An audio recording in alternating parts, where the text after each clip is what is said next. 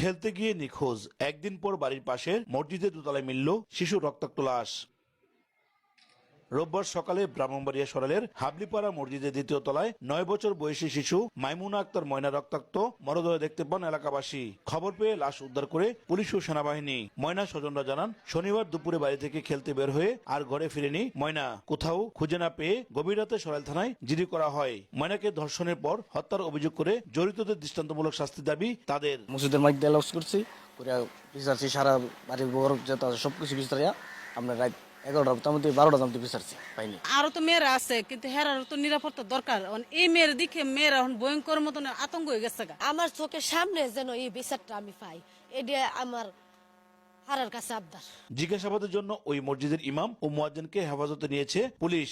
ঘটনাটি পরিকল্পিত হত্যাকাণ্ড বলে প্রাথমিকভাবে ধারণা করছে পুলিশ। ময়নাতদন্তের পর মৃত্যুর কারণ জানা যাবে বলে জানান সংশ্লিষ্ট কর্মকর্তা। আলামত আমরা যেটুকু পর্যন্ত পেয়েছি তা পুরোপুরিভাবে সাপোর্ট করে না যে এটা র্যাপ, তবে হতে পারে।